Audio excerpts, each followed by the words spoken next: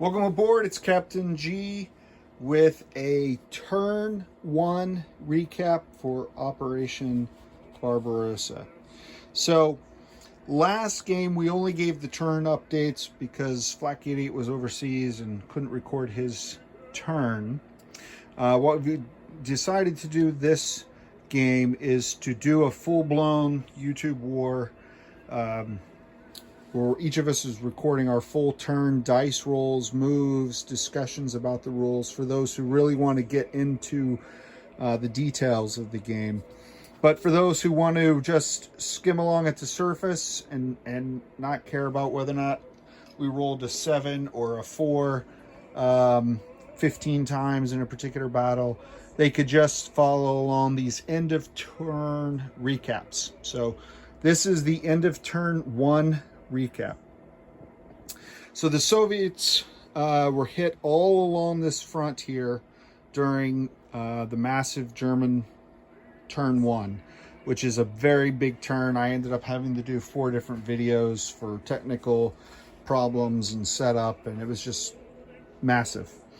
But let me go over what happened on the German turn. So we took Riga, we took Konus, I don't know how to say the name, and we blitzed our fast movers up into Vilna to wipe out the big Soviet battle group here. We encircled these 3 zones, including 2 that had army groups, because the Pripyat marshes are out of supply, and army group south down here had taken this zone. So these guys were surrounded, out of supply. In the south, we blitzed up through here and around to this zone. So I've got my Panzer group, which is my fast movers, and then this army group back here. And then from Hungary and Romania, we came up as well. So in this zone, another Soviet army group surrounded, including air. And you'll notice that there are fighters in all of these zones. And that's because in our rules, you can't fly through or over a zone that has enemy anti-air or enemy fighters.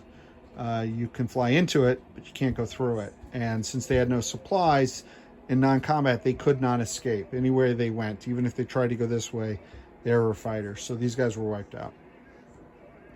And then down here we took Rzyński, and the 6th Army blitzed to take this back zone, cutting off and surrounding Odessa. Now, one important part of our attack up north, Riga, Flak 88 ordered anyone who survived the first round to retreat, and I did not get enough hits to prevent his retreating. So his Soviet forces escaped to Tortu, but I did have 1 mech blitz into Rzyński, and then after Kraus here, 1 mech went into Ovinsk while the rest of the army went here. And the reason these mechs were dispatched to go into these zones was to save the bridges. In this game, the Soviets, similar to Global War 1939, the Soviets have a scorched earth. So if they possess a territory at the beginning of their turn, they can destroy the rail, they can destroy any bridges across rivers, they can destroy air bases, they can destroy ports. I think those are all of the facilities. They can also destroy supply depots if they wish.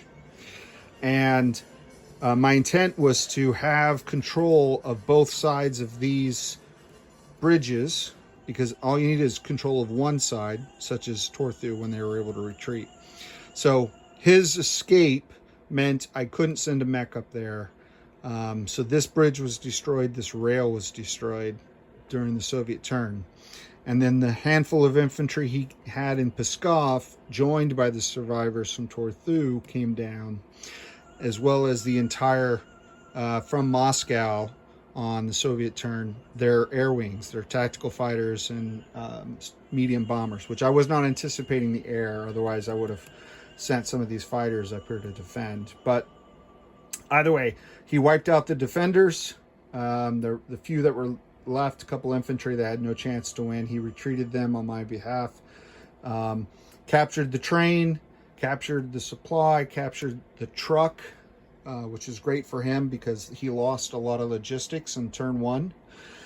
But, and the reason I'm going through this detail for you in a recap, because he had destroyed the rails in the surrounding zones, he could not evacuate this train on the non-combat movement. If he had left one zone open, say this one here, he could have escaped. So the train was forced to stay there. Now, similarly, and this was just a mistake, he blew all the bridges, and then in non-combat, he moved this army group, which is a large force, retreated them back across the river.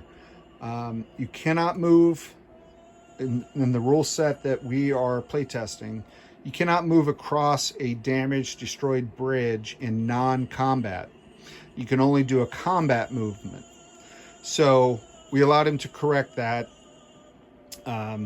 because that was just, he knew that he had to blow the bridge, but he thought you could do non-combat across a bridge. So we corrected that. These are rules we're playtesting. So the key unit here was able to escape.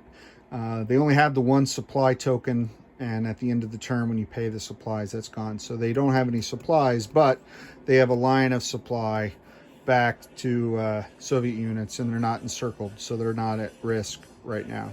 But I wanted to clarify that. If you looked at his map, he has destroyed every bridge crossing. Part of the reason we blitzed into Dachny not only was to surround Odessa, but to try to secure these bridges. But since he still had the other side, you only need one side to blow the bridge. So now the Germans have to take the time to do a combat move, survive one turn on the other side, and then pay to repair the bridge, and then they could move forward. Otherwise, they cannot send supplies across the river in non-combat. Also, blowing this bridge does prevent this unit from being encircled, because had he not blown this bridge on Germany's next turn, they could have moved from Vilna 1, 2, and they could have moved from here 1, 2, and totally encircled this group and encircled without a supply. These guys would not be able to attack out. But because of this bridge, you cannot blitz across a destroyed bridge, but you can cross bridges that are open. So a lot of detailed mechanics. I'm not going to go through that all the time, but there are some great examples even in the first turn of how that's supposed to work. So we did remove the destroyed armies. He reinforced all of these infantry. These are what we call the call to arms. So for the first 4 turns of the game, the Soviets receive through conscription or volunteerism the number of infantry in every city zone that is equivalent to the victory points. So they get 1 free infantry here, 2 there, 2 here, 1 there, etc. And that's for the first 4 turns, and then after that they have to pay to buy all of their units. So he added his call to arms, paid his supplies, and placed his new units. He bought some artillery and I think a truck and a supply here for Kharkov. So next up will be the Axis turn. The roll was for good weather, and the Axis beat the Soviets 4-2. It was a close roll. So the Germans and their Axis allies maintain combat initiative, which means we go first. At any point, if the Soviets win the initiative, then they get to go first on the next turn. So that's back-to-back turns. And when the Axis do not have the initiative, then Soviet units have to conduct separate attacks from Romanian, Hungarian, Italian, Finnish, and other minor allies. They have to do them as separate attacks. They can't do a combined attack. So that's important to know, and keep an eye out as we roll forward, because how we do initiative changes later we're in the game. So it's a 6-minute recap, most of it talking about bridges. But we're happy that you're watching. Excited to be playing this game again. It was a lot of fun. Huge map, a beautiful map, great theater of operations, and a chance to pull out every painted unit you've got in your drawers and stick them on the map somewhere. For Flak 88, this is Captain G, over and out.